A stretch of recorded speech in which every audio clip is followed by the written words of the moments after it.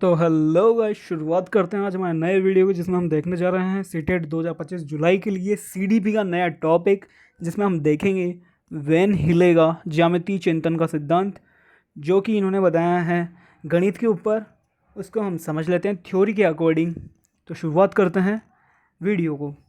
Van हिलेगा ज्यामितीय चिंतन का सिद्धांत दो डच शिक्षक गणित शिक्षकों, पहला है पियरे वैन हेले, जिनको इंग्लिश में भी यही बोलेंगे पियरे वैन हाइल बोलते हैं वैसे इनको, और उनकी पत्नी डीना वैन हेले गेल्डॉफ, डीना वैन हाइल गेल्डॉफ द्वारा 1950 के दशक में विकसित किया गया।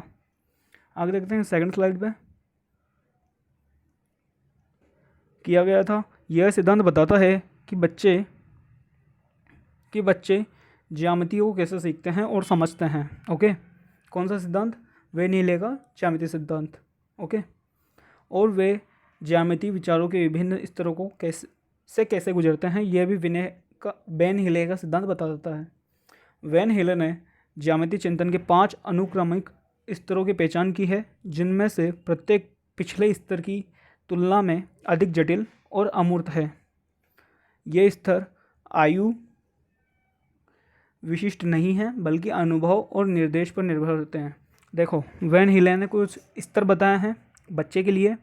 वो गणितीय अवधारणाओं पर जो केंद्रित होते हैं वो है। उसके बाद वो किसी विशिष्ट उम्र पर नहीं बताए गए हैं, वो बताए गए हैं अनुभव और निर्देश पर। ठीक है, तो देख लेते हैं 5 जो स्तर बताए हैं ज्यामितीय चिंतन के वैन हिले ने। उनमें पहला स्तर है स्तर नंबर 0 से लेंगे हम इसको, 0, 1, 2, 3 एंड लास्ट में 4, 5 नहीं जाएगा। ठीक है, तो 0, 1, 2, 3 और लास्ट में 4 ये रहेगा। तो हम 0 स्तर देख लेते हैं। जो इसका 0 स्तर है उसको बोलते हैं दृश्यकरण या विजुअलाइजेशन। ओके, इस स्तर पर बच्चे आकृतियों को समग्र रूप से पहचानते हैं जैसा वे देखते हैं। देखो, जैसा बच्चा देखेगा वैसे पहचानने लग जाएगा। अगर गोल आकृति देखेगा तो इसको सीधा रोटी बोलेगा बच्चा, तो क्योंकि बच्चा थोड़ी जानता है कि ये गोला है क्या नहीं है। अगर बच्चा त्रिभुज देखता है तो वो सीधा समोसा बोलेगा। ठीक है, समझ रहे हो आप इसको? क्योंकि वो नॉर्मल आकृतियों को समग्र रूप से पहचानते हैं, वो ऐसा नहीं जानते हैं कि ये क्या है क्या नहीं है, त्रिभुज है तो ये क्यों है, ऐसा। आगे देखते हैं थ्योरी में। इस स्तर पर बच्चे आकृतियों को समग्र रूप से पहचानते हैं जैसा वे देखते हैं। वे आकृतियों को उनके स्वरूप के आधार पर वर्गीकृत करते हैं, न कि उनके गुणों के आधार पर। जैसे मैंने आपको बताया कि त्रिभुज देखेगा अगर बच्चा, तो त्रिभुज ये थोड़ी जानता है बच्चा कि ये डिग्री कौन से एंगल का होगा, ये कौन से एंगल का होगा, कोण, ऐसा कुछ भी नहीं जानता होगा। ओनली वो आकृति बता के ही बताएगा आपको कि ये आकृति से त्रिभुज लग रहा है, ये गोला लग रहा है, ये आयत लग रहा है। ओके, देख लेते हैं आगे। तो आगे देखते हैं, वे आकृतियों को नाम दे सकते हैं, जैसे यह एक वर्ग है, यह एक वृत्त है, लेकिन वे यह नहीं बता सकते कि एक वर्ग को वर्ग क्यों कहा जाता है, या फिर यह आयत से कैसे अलग है। मतलब वर्ग जो होता है आयत से कैसे अलग है, ये बच्चा नहीं बता पाएगा। दृश्यकरण में पहली जो स्तर बताया गया 0 नंबर का स्तर जो है, स्तर नंबर 0, इसकी बात हो रही है अभी। ओके, आगे देख लेते हैं। उनका चिंतन वर्णनात्मक और गैर विश्लेषणात्मक होता है। ठीक है, उदाहरण के रूप में देखते हैं हम। अब उदाहरण से समझिए आप। एक बच्चा त्रिकोण को इसलिए पहचान सकता है क्योंकि वह त्रिकोणीय दिखाता है, लेकिन वह यह नहीं बता पाएगा कि इसमें तीन भुजाएं हैं और 3 कोण होते हैं। ये बच्चा नहीं बता पाएगा। ठीक है, इसको मैं समझा देता हूँ। एक बच्चा त्रिकोण को इसलिए पहचान सकता है क्योंकि वह त्रिकोणीय देखता है। ठीक है, ये देखिए, ये त्रिकोण है तो इसको इसलिए पहचान रहा है क्योंकि वो त्रिकोण को देख रहा है, लेकिन वो ये नहीं बता पाएगा कि इसकी तीनों भुजाओं और 3 कोण होते हैं। इसकी 3 भुजाएं होती है, 1, 2, 3, इसमें 3 कोण होते हैं, यहाँ वाला, यहाँ वाला, यहाँ वाला। ये नहीं बता पाएगा बच्चा 0 स्तर में। ओके, आगे देख लेते हैं स्तर नंबर 1, जिसको हम बोलेंगे विश्लेषण, एनालिसिस। ओके, इस स्तर पर बच्चे आकृतियों के गुणों को पहचानना शुरू करते हैं। वे आकृतियों के भागों और उनके गुणों, जैसे कि भुजाओं की संख्या, कोणों का आकार, समांतर भुजाएं पर ध्यान केंद्रित करते हैं। देखिए, 0 स्तर में क्या हो रहा था, जैसे वो बच्चा इसको सिर्फ गोला बोल रहा था, इसको त्रिभुज बोल रहा था, वो बता नहीं पा रहा था कि ये भुजाएं कितनी होती है, इसमें इसका कोण का आकार क्या होगा, कोण कौन सा होगा, कुछ भी नहीं बता पा रहा था। तो विश्लेषण जो बताया गया है स्तर 1, इसमें बच्चा बता पाएगा कि ये भुजाओं की संख्या इसमें कितनी है, 1 2 3, कोण का आकार क्या है कि ये 90 डिग्री का है, ये 40 का है, ये 50 का है, सब बता पाएगा बच्चा विश्लेषण या लिंक की पहले स्तर में, स्तर नंबर 1 में। वे आकृतियों का विश्लेषण कर सकते हैं और उनके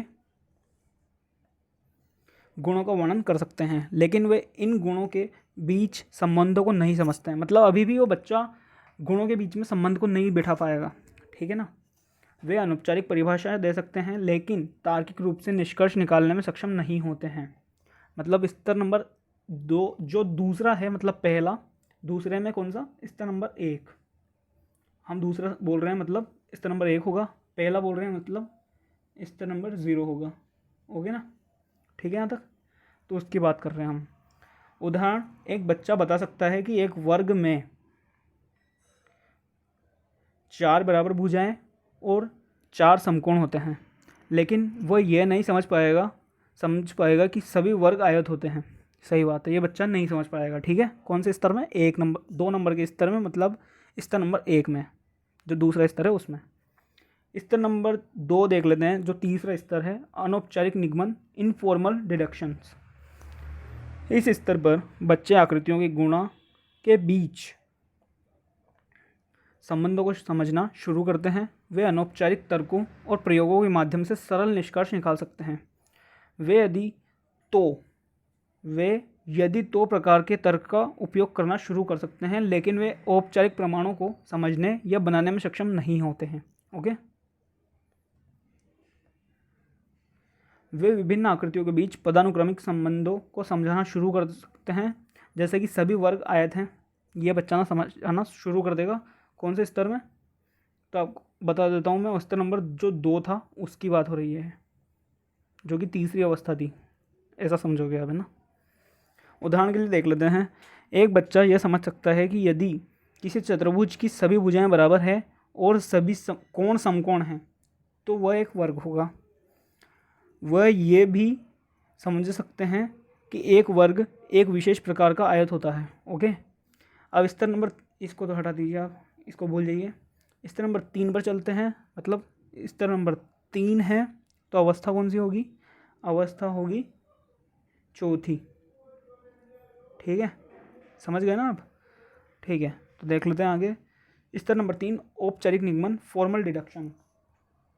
इस स्तर पर बच्चे औपचारिक गणितीय प्रमाणों को समझने और बनाने में सक्षम हो जाते हैं। वे स्वयं सिद्ध परिभाषाओं और प्रमेयों के आधार पर तार्किक तर्क कर सकते हैं।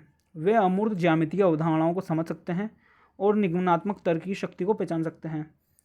यह स्तर आमतौर पर हाई स्कूल ज्यामिति कक्षाओं में देखा जाता है। कौन सा, स्तर नंबर 3, अवस्था 4। ओके, आगे देख लेते हैं उदाहरण के रूप में इसको। उदाहरण के रूप में देखते हैं तो ये एक छात्र ज्यामितीय प्रमेयों का उपयोग करके यह सिद्ध कर सकता है कि एक त्रिभुज के तीनों कोणों का योग 180 डिग्री होता है।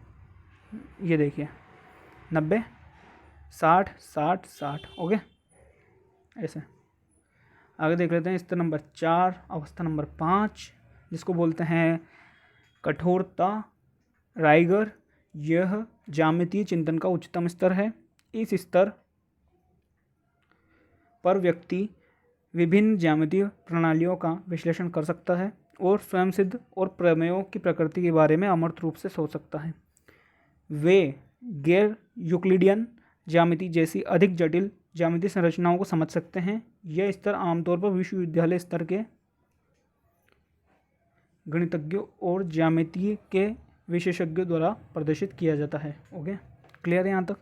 अब इसका हम महत्व देख लेते हैं। वेन हिले का क्या महत्व है हमारे अकॉर्डिंग या हमारे लेवल पर। ओके, तो हाँ, तो हम आपको समझा देते हैं वेन हिले का जो महत्व है सिद्धांत का वह क्या है। तो शुरू करते हैं। वेन हिले का सिद्धांत गणित शिक्षकों के लिए ज्यामिति शिक्षण को प्रभावी बनाने के लिए महत्वपूर्ण मार्गदर्शन होता है। ओके, विकास के स्तर के अनुसार शिक्षण होता है। अब इसमें देखते हैं, शिक्षकों को यह समझना चाहिए कि बच्चे ज्यामितीय चिंतन के विभिन्न स्तरों से गुजरते हैं और उन्हें ऐसे कार्य और गतिविधियां प्रदान करनी चाहिए जो उनके वर्तमान स्तर के लिए उपयुक्त हो। या अब अगर नहीं भी पढ़ोगे तो चलेगा, ठीक है, पर ये पूरी जानकारी होनी चाहिए हमें, इसलिए मैं बता रहा हूँ आपको, क्योंकि अच्छे लेवल पर इसको पूछा जा सकता है। स्तर के माध्यम से प्रगति शिक्षण का उद्देश्य छात्रों को धीरे धीरे उच्च स्तरों की ओर ले जाना होना चाहिए। इसके लिए उपयुक्त अनुभव और मार्गदर्शन की आवश्यकता होती है। उसके बाद भाषा का महत्व बताया गया है। शिक्षकों को ज्यामितीय अवधारणाओं को स्पष्ट रूप से व्यक्त करने के लिए सटीक भाषा का उपयोग करना चाहिए और छात्रों को भी ऐसा करने के लिए प्रोत्साहित करना चाहिए। दृश्य और स्थानिक कौशल का विकास ज्यामितीय सीखने के लिए दृश्य और स्थानिक तर्क महत्वपूर्ण हैं। शिक्षकों को ऐसी गतिविधियों को शामिल करना चाहिए जो इन कौशलों को विकसित करें। खोज और अन्वेषण छात्रों को ज्यामितीय अवधारणाओं को स्वयं खोजने और अन्वेषण करने के अवसर प्रदान किए जाना चाहिए। यह उनकी समझ को गहरा करने में मदद करते हैं। उसके बाद औपचारिक प्रमाणों की तैयारी प्राथमिक और मध्य विद्यालय मतलब उच्च प्राथमिक में औपचारिक अन्वेषण और तर्क औपचारिक प्रमाणों की नींव रखते हैं। तो यहाँ पर हमारा वी नहीं लेगा ज्यामिति चिंतन का टॉपिक होता है पूरा। ठीक है, तो वीडियो कैसी लगी है आप ये ज़रूर कमेंट में बता देना। ठीक है, उस वीडियो को लाइक कर देना, बोलना ना पड़े। ठीक है, क्योंकि मैं आपका दोस्त हूँ, आप यही समझ के वीडियो को लाइक और सब्सक्राइब कर सकते हो चैनल को। ठीक है, तो चैनल को सब्सक्राइब कर देना, वीडियो को लाइक कर देना। Thank you.